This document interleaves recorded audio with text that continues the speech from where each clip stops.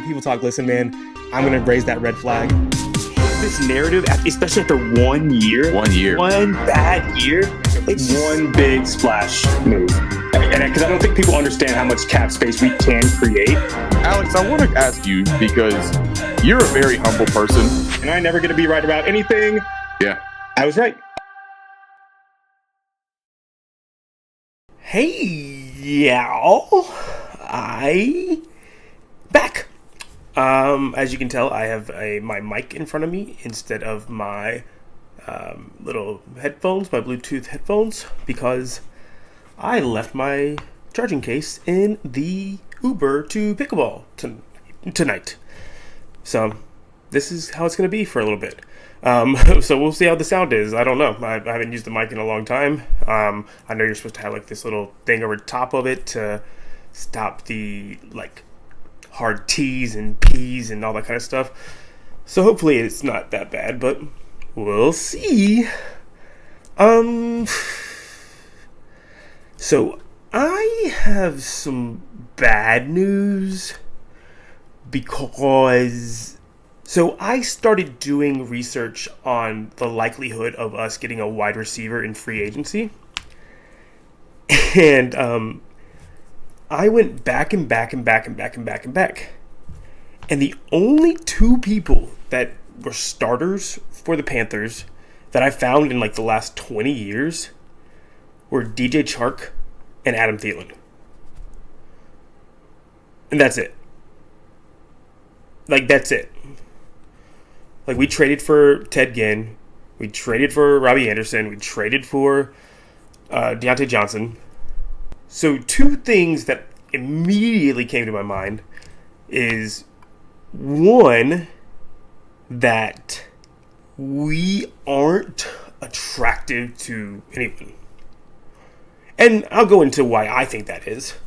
But if we were more attractive, we would get more free agents.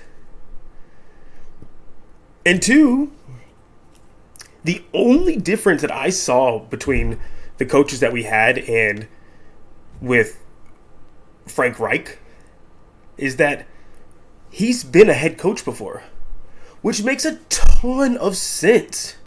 It makes a ton of sense. Because we see what Louvu did. He went to a veteran head coach. And they got Ertz and Eckler. And like guys went to go play for Quinn. And then Harbaugh came in and he got Dobbins and Gus Edwards. Like, and all the people that we cut. Hurst, Bradley Bozeman. Like, they went to go play for him. So that seemed like to go, like I would say that like second tier vets, right, want to go play for head coaches, vet head coaches. And then I think all that prime elite free agents want to do is go to a good situation where they can get a second contract, which makes sense, right? And a lot of that has to do with the agent. The agent wants a long-term contract because that's the more money they get paid. Like, the most guaranteed money, that's because that's what they get paid. And the likelihood that you re-sign them. What did I talk about before? In, like, great organizations. Guess what? A.J. Brown, he got a second contract. It was a nice organization to go to. How many extensions has Kelsey got? Mahomes. So it seems like the most stable organizations is where free agents want to go. Well, then I look at our organization. Because that's it. I mean, that's honestly it. It's DJ Chark and Adam Thielen. And then you can go back to like 96 with Rocket Ishmael. Like, I really couldn't find any. Like, our starters were like Robbie Anderson, DJ Moore, Curtis Samuel, Devin Funches, Kelvin Benjamin, like all the guys we drafted or traded for. Like, Torrey Smith came over, but he wasn't a starter. Like, we get free agents, but none that are like worth anything.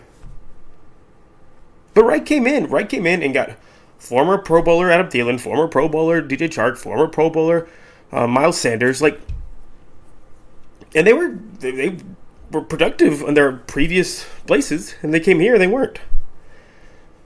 So I just got to start asking these questions: why, and why they followed him, and they won't follow guys like Canales. And maybe they will. I don't know, but they wouldn't follow rule, and they wouldn't follow. You know what I'm saying? So if I am a free agent, and I went into this a little bit in another video, but we did have 7 coaches in 6 years. We did have 7 quarterbacks in 6 years. That's not stability. And then you're looking at like who you're going to play with. So I'm just gonna go because I also want to like tie in how excited everybody's getting about the draft and how like, oh, I don't want this guy, but I want this guy. And for me, when you look at the data, it doesn't matter. They ain't gonna play here after 5 years anyways. I mean, Derek Brown and Taylor Moton are like the only extensions, like real extensions. I mean, Chuba Hubbard, but Chuba Hubbard was a 4th rounder. Let me just go over the last 10 years. We'll go over first round picks. So I'll start at 25. And this is another thing too, because I want to tie this in. I think it's better that I tell you this now before I go into it. The NFLPA filed grievance with Bank of America for their field conditions. And it's really interesting because as I go through this, I'm like, wow, a lot of injuries. Wow, a lot of injuries. Wow, a lot of injuries. And it didn't happen on every team. So let's go first. I'll go. Is it better to go first and second? Sure, let's go first and second each year. So we'll go back 10 years. That's 2015. So 2015, our pick was Shaq Thompson, and our second pick was Devin Funchess. Well, Devin Funchess was a bust, and Shaq Thompson just keeps getting hurt now. Field conditions are bad. 16, Vernon Butler, bust. Bradbury, gone, but basically the first chance he could get. He was an all-pro for the Eagles, but we suck, so we didn't keep him. Christian McCaffrey, we traded him because we're the Panthers, but he couldn't stay healthy here.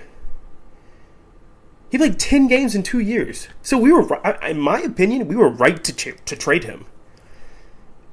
If we're not fixing the field conditions, because he goes over to San Francisco, and he's Iron Man. I know he was hurt this year, but that was before the season even started. But like he didn't miss games while he's in San Francisco. Played 10 games in 2 years, and we extended him for $16 million a year. So we had you're not getting your contract. What's worth your contract. But people act like he was he was a one-time Pro Bowler with the Panthers. He had 2 with San Francisco in 2 years. But he's a one-time Pro Bowler with the Panthers. So, but we traded him, so there's no stability. And with him, it was Curtis Samuel. He's gone. And Taylor Moton, we extended. I talked about that. But he was 64. He was almost a 3rd-round pick. DJ Moore, we traded him. Dante Jackson, traded him, who couldn't stay healthy.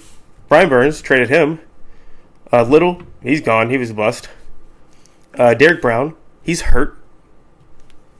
Field conditions. But he extended. Gross Matos, gone. Chin, gone. Horn just got his first Pro Bowler, but he couldn't stay healthy. Common theme. CMJ, bust. Got cut. Icky, who knows? They didn't have a 2nd-round pick that year. Bryce, benched. Mingo, traded. Excel, less than 400 yards his rookie year. And Jonathan Brooks, hurt. So hurt. Traded. Cut. We got what? Shaq, maybe. He's probably going to get cut. Moton and Brown left. Hopefully we extend Horn. But if I'm a free agent, I'm looking at that and I'm like, no, I'm not going there. One, I could get hurt. The NFLPA has filed a grievance. So they're saying that it's likely somebody gets hurt there. Nobody gets re-signed. I see 3 extensions. See Chuba, Brown, Moton. Who knows if I'm going to get anybody to play with? Because it sounds like they draft pretty terrible. Cut. Oh, but they brought in this new GM. He's not like that. Oh, really? Because he looked at the draft last year and he said, hey, Mingo, I'm trading you. And hey, Bryce, you're benched. It's the same. He's doing the same thing. There's no patience. You're not going to develop here. Like, that's just how it is with the Panthers. It's constant turnover. Bad facilities. Bad field. No accountability. Who am I going to play with? Free agents don't go there. Am I going to get a second contract? No. I mean, they're going to turn it over. They trade everybody. You're going to trade me? And then you look at it, and we pretend, so it's very unlikely we get a top free agent here. I've already gone through previous free agencies as a whole. But if we're just talking about wide receiver, and a lot of people saying that we'll get T. Higgins or whatever. We've gotten 2 in 20 years. And they were in the same year, and they're DJ Chark and Adam Thielen. And guess what? Adam Thielen got hurt. Weird. It's so weird. People just getting hurt. It's weird. What's really weird is the coincidence of people getting hurt and the Players Association suing Bank of America Stadium. That's just really weird. And what we do is we complain that we're not good because people get hurt instead of saying, let's solve that problem. How do we make people not get hurt? Well, we probably could make the facilities better. Seems like a lot of people are saying the field sucks, so maybe do that. Maybe people want to come play here then? I mean, offensive line, yeah. I mean, you ain't going to do much. You come up and you take, 5 total steps? You're basically staying there. You're pushing forward, pass blocking. Not a lot of shifting weight there compared to skill players. And it sounds like I just downplayed offensive linemen. I know that there's more to it than that, but I'm saying it's a lot less likely, unless somebody's undercutting you or coming at your knees, that you're going to have any kind of ligament, especially knee ligament problems from being an offensive lineman. But I just gave it to you, and I feel bad because I didn't even realize this. I just thought surely we've gotten some skilled players. Not really. Not unless their name's Frank Reich. Bring him in. Frank Reich didn't exist. We'd have 0. None. Zip. So we're not going to get any top tier free agents in. The guys that we do draft that are top tier: Burns, Chris McCaffrey, DJ Moore. See ya. Frankie Louvu. Brought him in, underrated, became ours, gone. See ya. Pro Bowler. Or All Pro. One of those. Bradbury, left, All Pro.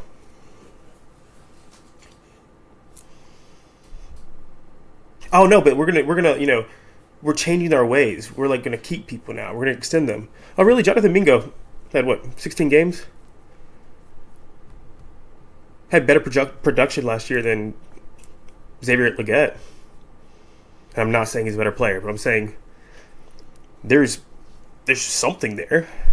Bryce got benched after 18 games. And then we act like, oh well, yeah, we only won 5 games, but we're gonna draft defense this year and it's gonna change everything. Really?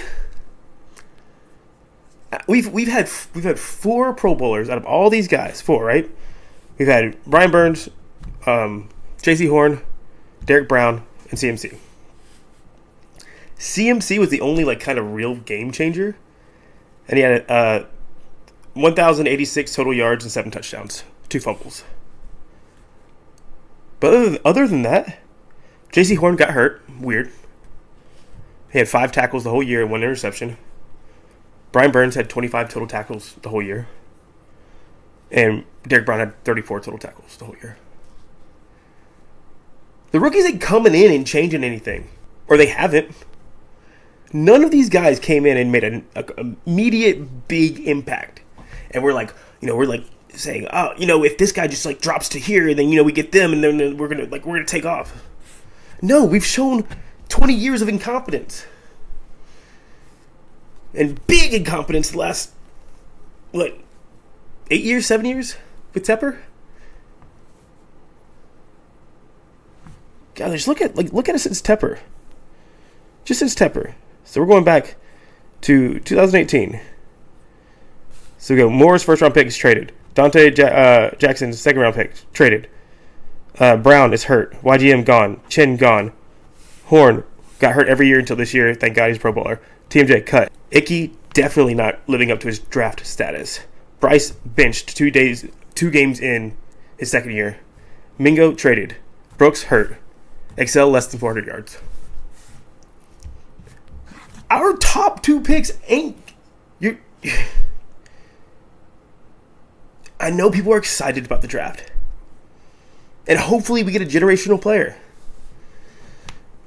But not usually. And if we get him, they're probably going to get hurt. And I hate saying that, but probably are.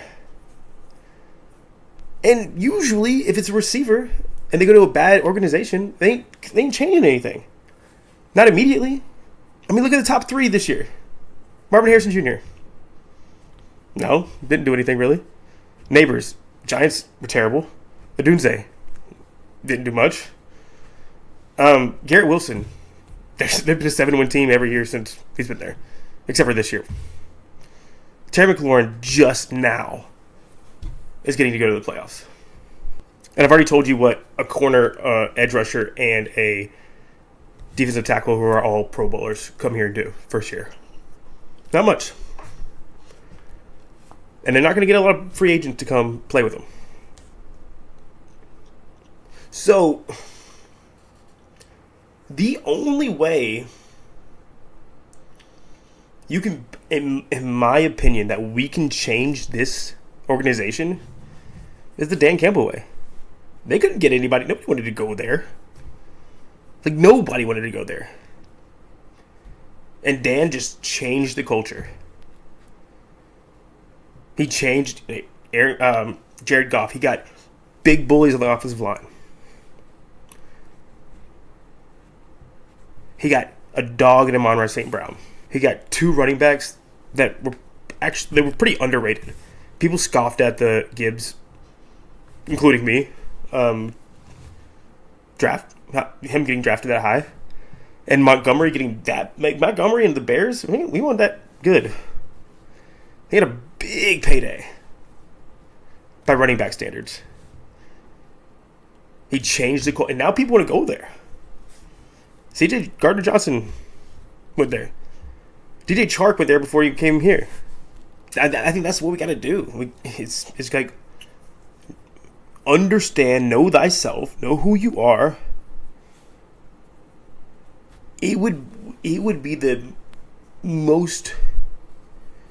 It might be the most epic offseason move in all of Panthers history. Outside of the draft, either just in free agents or trade. If we got Garrett Wilson or T. Higgins. That's how astounding it would be. Because so far, in free agency, it's just been DJ Chark and Adam Thielen. And in trade, Ted Ginn Jr., Robbie Anderson, and Deontay Johnson. I'm probably forgetting somebody, but we usually overdraft mediocre receivers and try to make it work. Or trade them.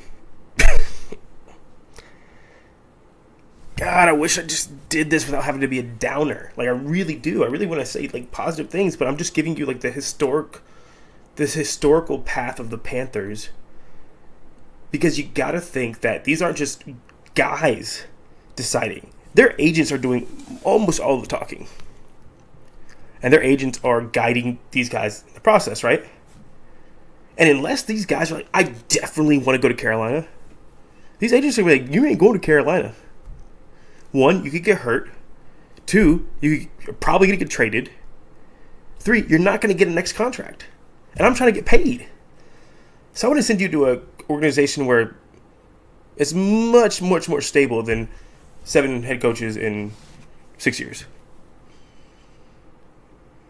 So we're going to have to stabilize, I think, first before we do anything.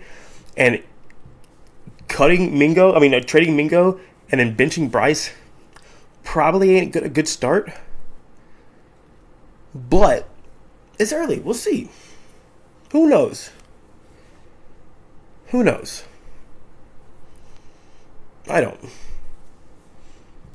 But yeah, I just wanted to talk through, like, because I mean, the amount of people that come and ask me, like, who do you think we're drafting, like yada yada yada. And my response from now on is gonna be like, it don't matter. It ain't gonna matter. I mean, I know we like to get excited, and then it's like a vicious circle. It's like March, April, yeah. Oh, off season, amazing. Oh, that's amazing. Oh, and we just keep doing it, and I guess it's good. I mean, you got Christmas on this side of the year, and then I guess draft in April. We can be excited about that. Ignorance is bliss, I guess. I don't know. But now you're not ignorant, so now you know. So I'm sorry, but that's all I got. I'm really trying to come up with like good things to come talk to you guys about, but I'm trying. But there's always a chance. Outliers happen. There's not enough data on Dan Morgan and Dave Canales. So far, it looks like more of the same, but it's only a year. Small sample size. We'll see. All right. Oh, toodaloo.